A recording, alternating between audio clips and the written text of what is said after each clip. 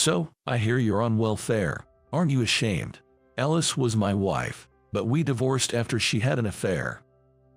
Now, she's remarried to George, the guy she had an affair with. I wonder who told her I'm receiving welfare.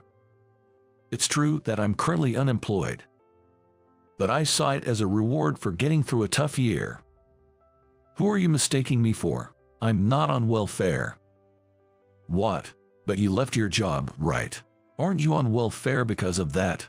Alice seemed more shocked and unsettled than I had imagined. I kept a straight face and said to her, "Well, I do have assets worth $10 million. My name is John Smith. I'm a 42-year-old IT engineer. You might think it's a stylish and cool job just by hearing my profession. But my daily life as an IT engineer was somewhat lackluster. I live quite far from downtown, so my commute is lengthy. Every morning I woke up early and spent 2 hours commuting by bus and train. I worked quietly, and if I missed the last train due to overtime, I stayed at a cheap inn because I couldn't afford a hotel. I didn't drink and interact much with colleagues, so my days would end with just the commute between home and office. Once I got home, I would seclude myself in my room and delved into developing cell phone apps as a hobby. Some apps I've developed were already released and used by many. I wasn't into gambling or investing, but maybe buying lottery tickets every New Year's Eve was an exception. I've been doing it for years. Sometimes I won small amounts and felt joy.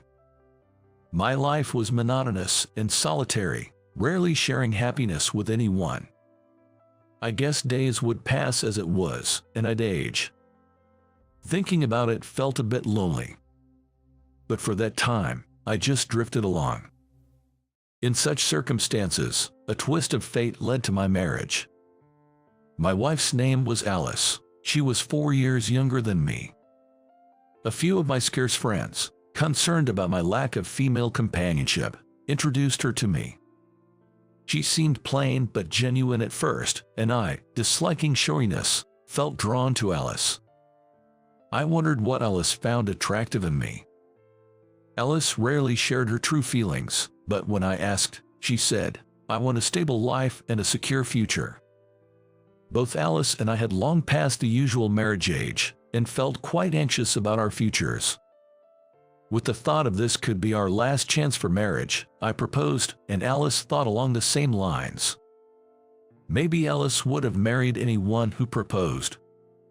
So, we got married and started living in the 2-bedroom house I had rented as a bachelor. I wanted children, but Alice was already in her late 30s, facing the risks of a late pregnancy.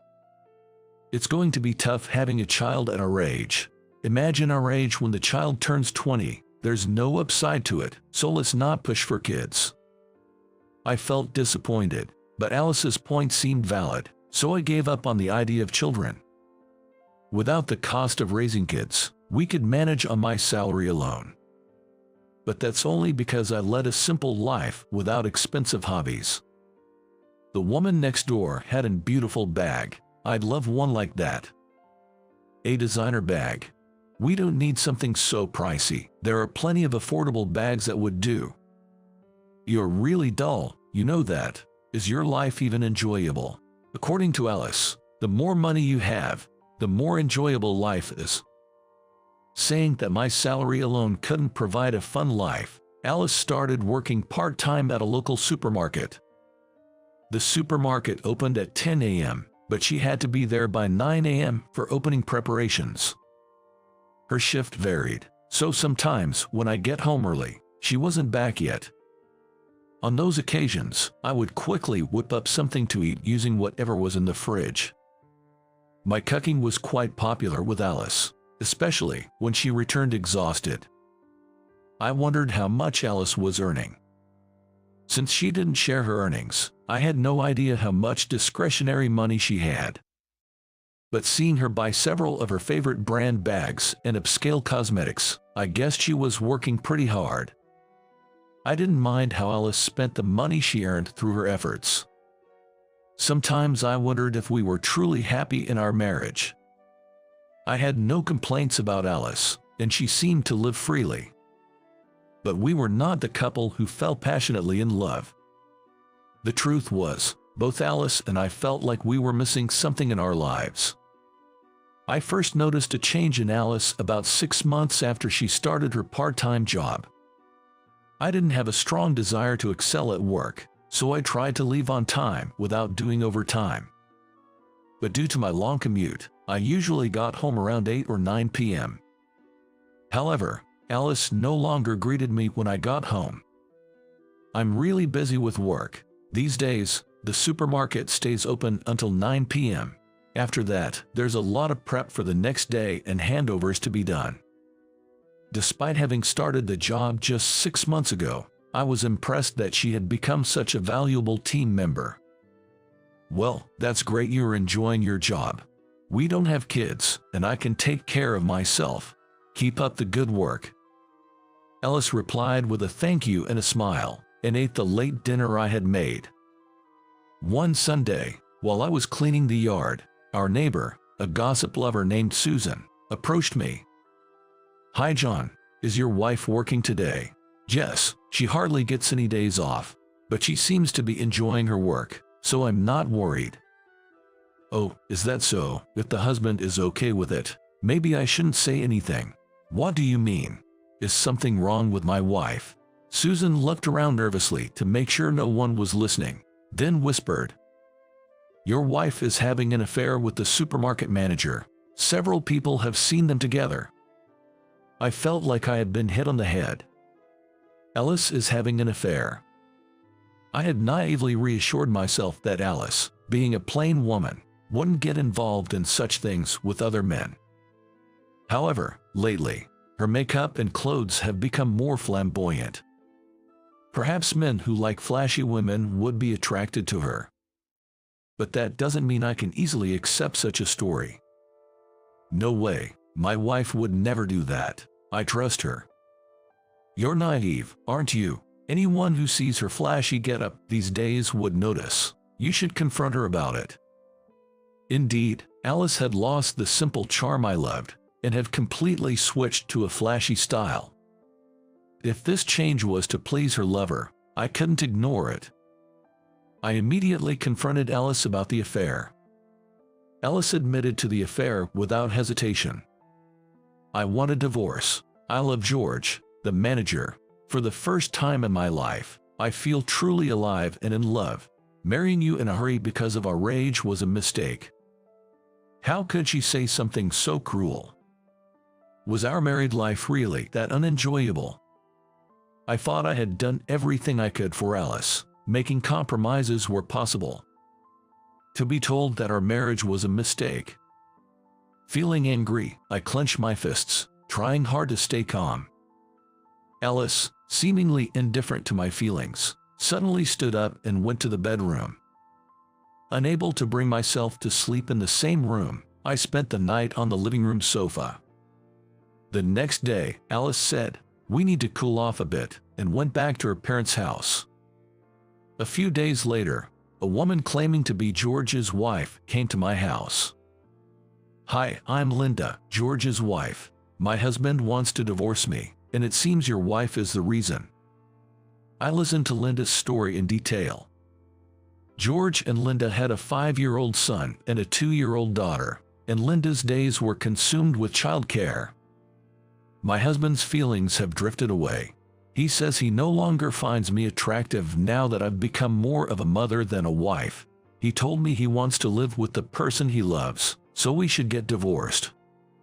George's selfish logic infuriated me. If Linda and I had done something wrong to our partners, I would understand. But we hadn't done anything wrong.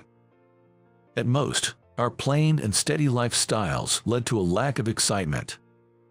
What does he mean by "I want to live with the person I love, so let's get divorced"? For Alice, I was just a boring existence, as Linda was for George. "If we divorce, I will demand alimony from your wife. You should also claim it from George. They'll probably marry each other, but I don't want them to have an easy start to their marriage life." I felt the same way. Linda was being discarded by George, and I was being abandoned by Alice. Meeting Linda and talking to her helped me decide the divorce with Alice. I understand. I will also claim alimony from George and my wife. You should do the same, Linda. Money alone can't make people happy, but it's better to have some. Let's seek our own happiness. So, Alice and I got divorced, and Linda did the same with George. Alice and George quietly paid the alimony and child support we demanded. It was as if, now that they had found their true love, money didn't matter to them anymore, and no words could reach them in their delirium. I just wanted to say, do whatever you want.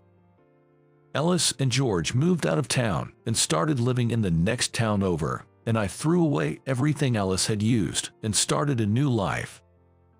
Even after the divorce, I continued living in the rental house I shared with Alice. I didn't want the hassle of moving to a different apartment and thought it best to wait until I was more prepared for such a change. After the divorce, I quit the job I had for many years and started spending my days leisurely at home. I knew the neighbors were gossiping that I quit my job because of the shock of the divorce. But I didn't care what they said. Working on my computer whenever I liked, and dedicating myself to gardening when the weather was nice. I spent my days leisurely.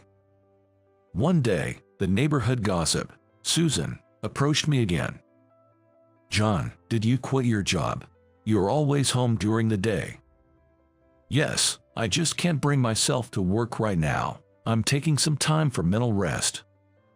Susan looked at me with a puzzled expression and said, I see.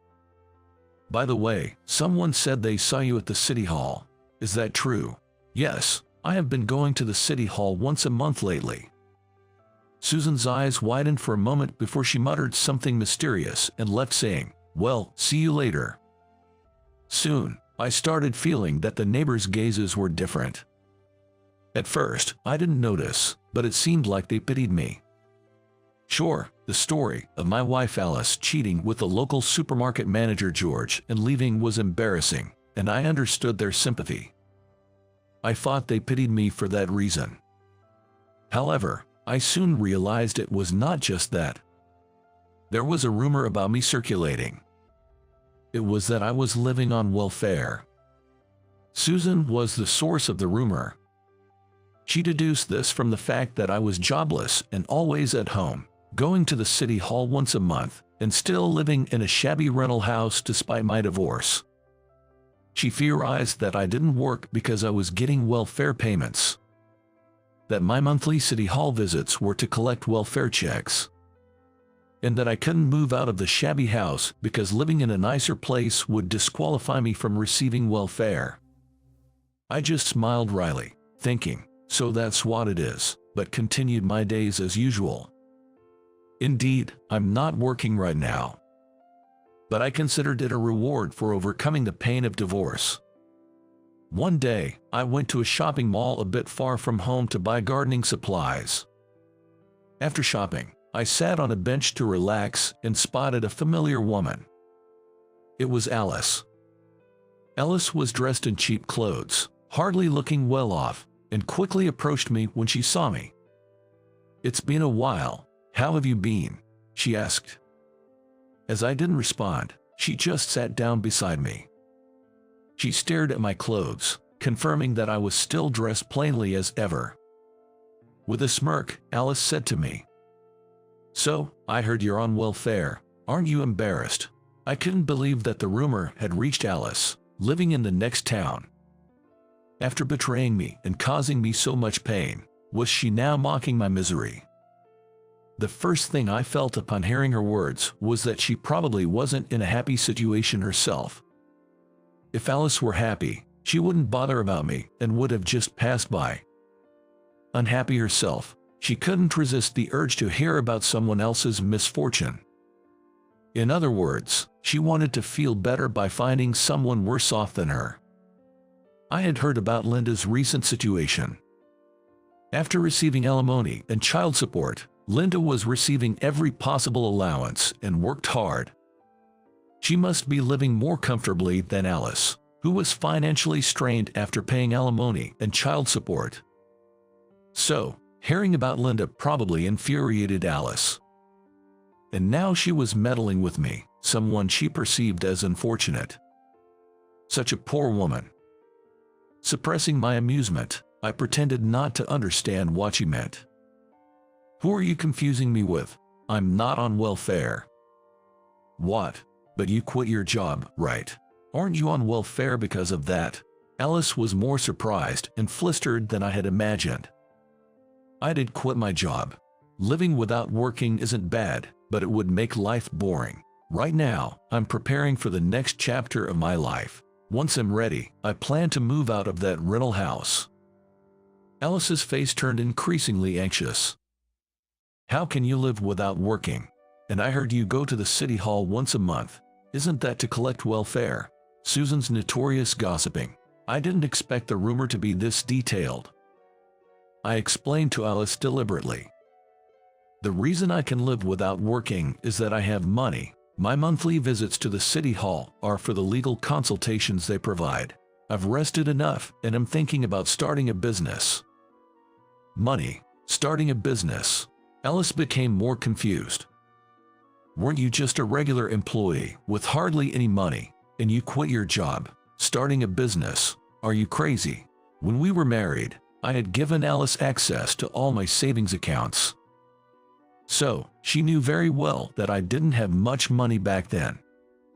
In her mind, if I had money, she wouldn't have left me for George. Keeping a straight face, I told Alice. Well, I do have assets worth $10 million. Alice's mouth dropped open in disbelief, uttering a stunned what? Yes, I now have assets worth $10 million. Let me explain how it all happened.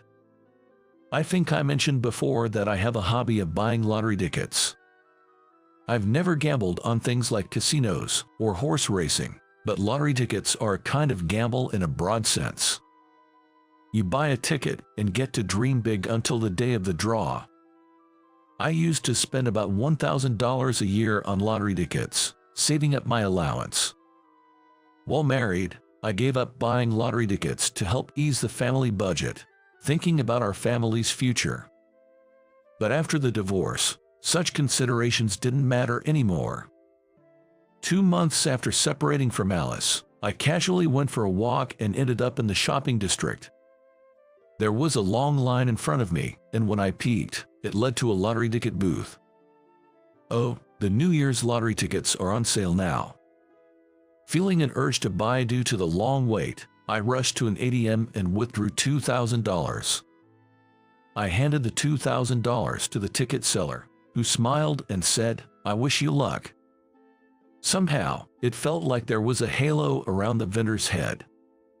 From that moment, I had a strange premonition and started attending seminars for people wanting to start their own businesses, with no real basis for my actions.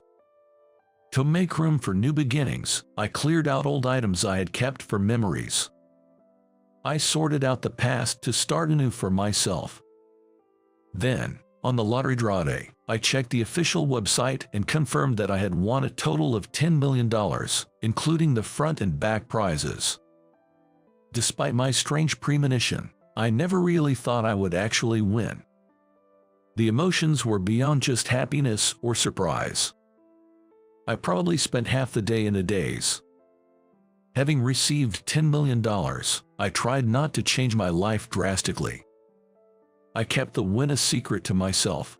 I didn't even tell my parents about it. I knew that if people found out, suddenly unknown relatives and best friends would appear out of nowhere. Building a mansion would have been a dead giveaway. I decided not to indulge in frivolous luxuries, saving the money for what I truly wanted to do. First, as a reward for years of hard work, I took some time to relax. I resigned from my job and spent more time gardening, basking in the sunlight. Gardening turned out to be quite interesting, and my small garden soon bloomed with vibrant colors. After 2 months, I got bored of resting and began looking for collaborators to prepare for starting my own business. It felt like my unremarkable life and the failure to find a good partner were trials for this reward of $10 million. Being able to tell Alice about my assets now is like a reward from God for all the hardships I endured. Another stroke of luck was that the lottery win happened after our divorce. If I had won it while I was married to Alice, she would have probably squandered it. Eventually, Alice came to her senses and started interrogating me fiercely. "Why didn't you tell me you had assets worth $10 million when we were married?" Alice asked.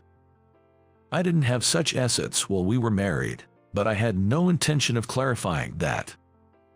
I feigned ignorance and smiled. "So, you're saying you wouldn't have divorced me if you knew?" Alice, struck by the core of the matter, stuttered. "Well, that is, you married me in a hurry, right? Now that you've found true love, you should be happy with George." Alice screamed in frustration. "Don't joke with me, you big liar." Although being called a liar was slightly irritating, I couldn't help but feel sorry for Alice. I knew she was currently struggling financially. She had been demanded alimony by both Linda and me, and her part-time earnings were taken away, even resorting to borrowing from relatives. Alice twisted her mouth in frustration. "George doesn't have assets worth $10 million. Of course he wouldn't. It's not common for someone close to you having $10 million. George now has to pay alimony for both of his kids until they become adults, which means tight finances for almost the next 20 years. As I stayed silent, Alice, looking down, hesitantly began to speak. "I actually regret divorcing you." "Why, aren't you happy now?" I asked. "Not at all. Things aren't going well with George. When we both had our families, there was some thrill and excitement every day." "You don't feel excited now?" Alice sighed deeply. "Not at all. We just fight whenever we see each other." "Hey, John, can't we start over?" I was shocked and dismayed at her sudden proposition. "Start over with me? That's quite presumptuous." "I'll change. You don't have a girlfriend now, do you?" Honestly, I was so angry with Alice, I felt like spitting in her face. The nerve of her, suggesting we get back together after everything. The emotional scars she left on me will probably never heal. "I don't have a girlfriend, but even if I stay single for the rest of my life, I'd never get back together with you." I thought I made myself clear, but Alice wouldn't give up. "Then could you at least lend me $100,000? I'll definitely pay you back. $100,000 is nothing for someone with $10 million. The audacity of her request. I struggled to maintain my composure and keep a calm face. I have no intention of lending money to anyone, especially not to someone who betrayed me. If I had $100,000 to spare, I'd rather donate it to some facility." Alice bit her lip in frustration and muttered softly, "I see. All right. I'll have to figure it out on my own." After saying that, Alice stood up from the bench, her steps heavy as she walked away. Whenever I'm in the garden, Susan almost always appears and chats about various things. Susan's antenna is even tuned into what's happening with Alice and others living in the neighboring town. Alice seems to be having a hard time. She's not getting along with her husband. I also heard that they started living separately the other day. Living separated, huh? Does that mean they're heading towards divorce? Alice really did something foolish. Affairs that cause others misery always come back to bite you in the end. It's like that with celebrities too, right? I'm not sure whether everyone who does such things faces repercussions, but there are certainly people who do. I wonder how they're managing financially after the separation. Is Alice working part-time again? Apparently, she's resorting to cash advances to cover living expenses. Once it reaches that point, it's pretty much over, and her husband, George, was fired from the supermarket and is now working day-to-day jobs. It seems Susan is well informed about Alice and George's financial situation. If someone like her found out I won $10 million in the lottery, it would cause quite a stir. I planned to keep it a secret while I was in this town, and then moved to an unknown place when the time was right. Eventually, I heard that Alice and George got divorced. Now that she had no reliable partner, she might turn to me again. So, I quickly bought a condo in an area closer to the center of the city, far from this town, and moved there. I invested part of my $10 million as capital and started my own IT business company. I rented a small office and began with just 3 employees, including myself. Not even my closest employees know about my $10 million asset. I believe keeping it a secret is best for maintaining close relationships. The business is doing well, and work is increasing, so I'm thinking of hiring more staff. Being a single company president, I often get introduced to wonderful women by business partners. Once the business stabilizes, considering remarriage doesn't seem like a bad idea. I feel like I'm experiencing a second youth, eager to give my all to both work and love.